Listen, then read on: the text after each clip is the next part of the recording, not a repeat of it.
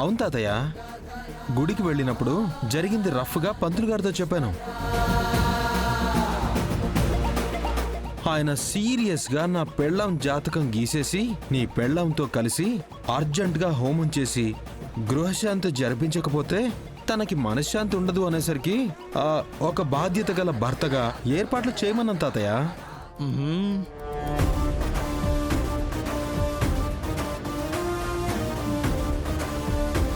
ఇకపై ఏ అనవసరమైన కేసుల్లో ఇరుక్కోవద్దన్న భయంతో పూజకి ఏర్పాట్లు చేయించాను తాతయ్య.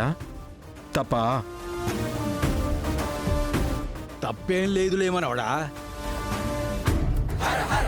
నాయనా, నీకు తప్పేమీ లేదనిపించొచ్చు, కానీ నాకు నీ మనవడి తప్పుడుద్దేశం క్లియర్గా కనిపిస్తా ఉండాది. ఏం మాట్లాడుతున్నావు అఖిల? నిజం నాయనా, సందు దొరికినది కదా అని నీ మనవడు నా కూతురికి దగ్గర కావడానికి ఈ కథలన్నీ పడతా ఉండాడు.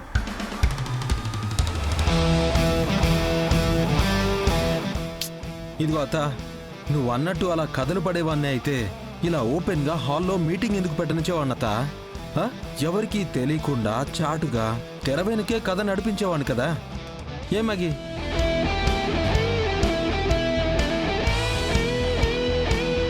అమ్మీ, నమ్మొద్దు, నువ్వేమీ పట్టించుకో మాకు. ఆలోచించుకో మ్యాగీ. నీ పేరున పూజ జరిపించడానికి అన్ని ఏర్పాట్లు చేయించేశాను. అనవసరంగా అనుమానం పెట్టుకుని మంచి అవకాశాన్ని మిస్ చేసుకోవద్దు. అమ్మీ, ఆ అబ్బి మాటలు వినకు. గుడికి రానని చెప్పు.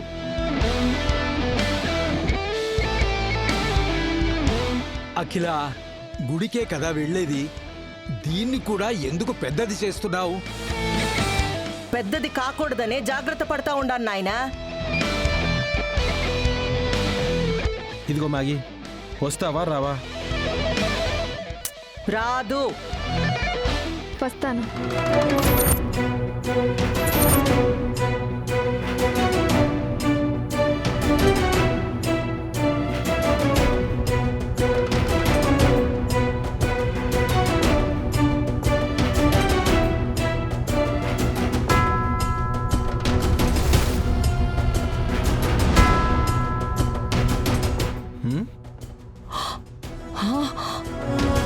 మనవడా, ఇంకా నిలబడ్డావేంటి?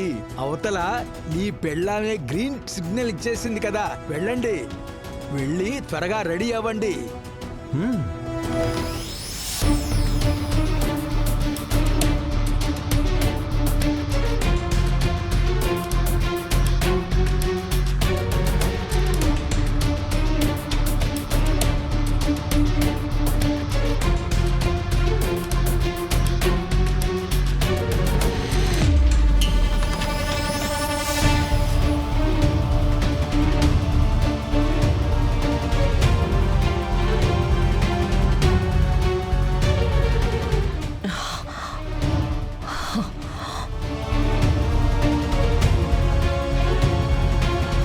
అఖిలమ్మ, పోలీస్ స్టేషన్ దగ్గరేమో మన కారుని కాదని ఆ వెంకీగడ్ బండెక్కింది.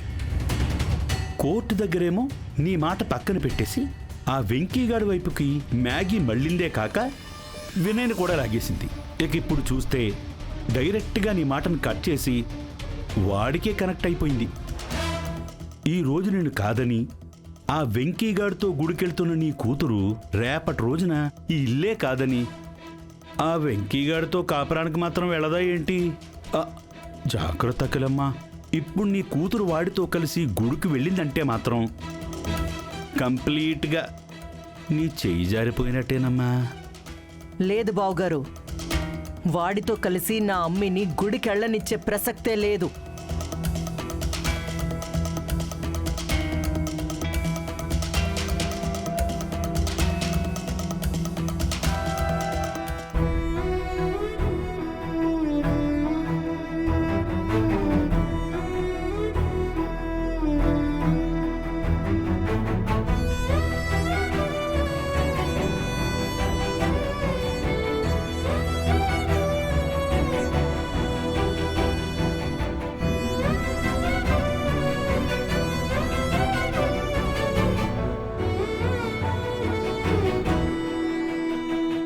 అన్నయ్య.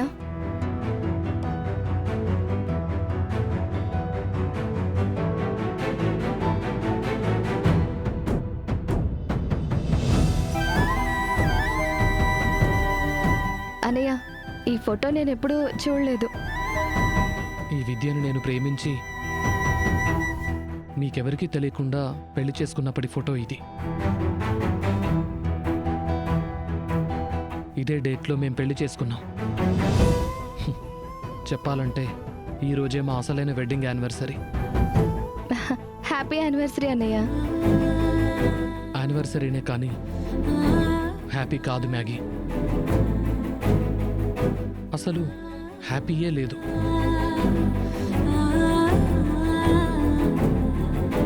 మొన్నటి వరకు ఇదొక ఫోటో, ఈరోజు నాకు తీపి జ్ఞాపకం.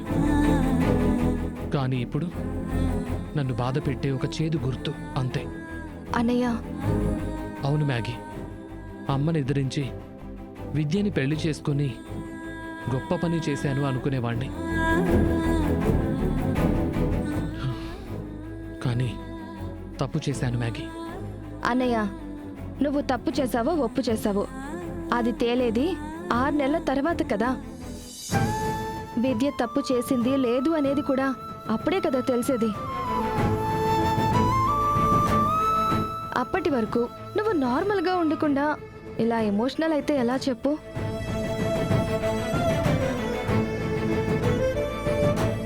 అన్నయ్య, నువ్వు ఇక్కడే ఉంటే ఇలాగే ఒక్కడివే ఫీల్ అవుతూనే ఉంటావు. పద గుడికి వెళ్దాం. గుడికా? అవునన్నయ్య, గుళ్ళో నా కోసం వెంకీ హోమం ప్లాన్ చేశాడంట. గ్రహశాంతి పూజ జరిపిస్తున్నాడంట. నేను కూడా వస్తానని చెప్పాను. పదన్నయ్య వెళ్దాం. నువ్వు వెళ్ళు మ్యాగీ, నాకిప్పుడు మూడు బాగోలేదు. మూడు బాలేని వాళ్ళే ముందు గుడికి వెళ్ళాలన్నయ్య. నువ్వు రెడీ అయ్యిరా, త్వరగా వెళ్దాం ప్లీజ్.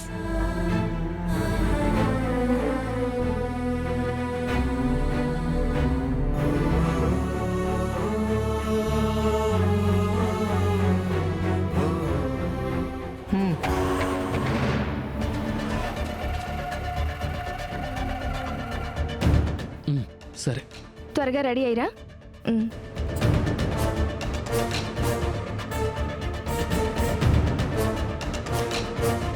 అఖిలమ్మా, నీ చూస్తుంది నిన్నేనా లేక నీ డూపునా? ఏవైనాది బావుగారు.